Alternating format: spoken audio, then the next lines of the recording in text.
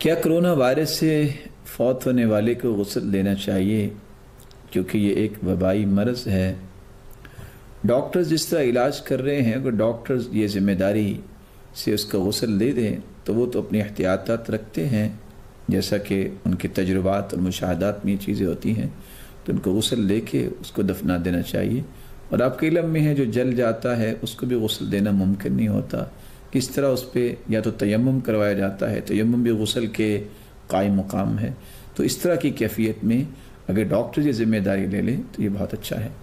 ماہرین طب یہ کہتے ہیں کہ فاصلہ رکھنا چاہیے، کہ ان حالات میں مسجد میں جا کر نماز ادا کرنی چاہیے، مسجدیں بنیادی طور پہ کھلی رہنی چاہیے، لیکن جو بیمار ہے اس کو مسجد میں نہیں جانا چاہیے، اس کے لیے اجازت ہونی چاہیے۔ اور اگر آپ نماز پڑھنے گئے ہیں تو فاصلہ نہیں بلکہ ساتھ مل کے کھڑا ہونا چاہیے، سنت کو نہیں چھوڑنا چاہیے۔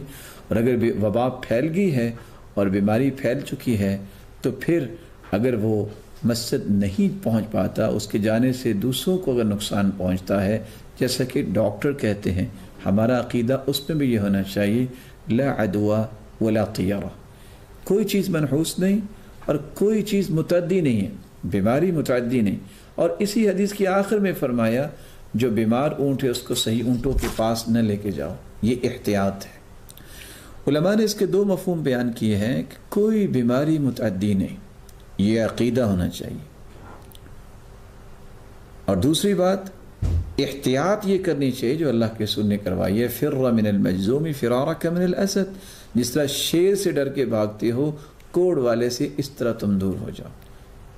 جیسے کہ ایک شخص آیا بیعت کرنے کے لیے، شعیب بن سوید، تو اللہ کے رسول نے کہا کلام سے ہم نے آپ کی بیعت لے لی ہے، اور اس قافلے کو اس کو واپس بھیج دیا۔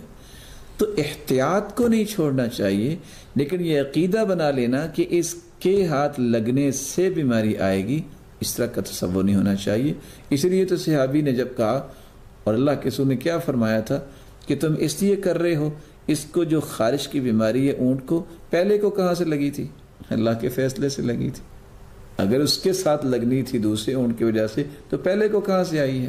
فمن عاد الاول، تو ہمیں بھی یہاں سوچنا چاہیے سب سے پہلے کرونا جس کا ہوا اس کو کس سے ہوا؟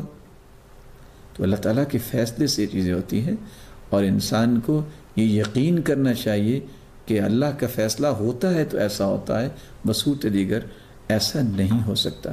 اور دوسرا علماء نے مفہوم پیش کیا ہے کہ ویسے تو کوئی بیماری متعدی نہیں، لیکن یہاں کوڑ کی بیماری کا تذکرہ آ گیا ہے، جو اس طرح کی قبیل سے بیماریاں ہیں ان کے اثرات ہو سکتے ہیں۔ یہ ایک علماء کا ایک گروہ ہے جنہوں نے اس مفہوم کو ہی پیش کیا، تو اس میں بھی احتیاط کو انسان لازم پکڑے۔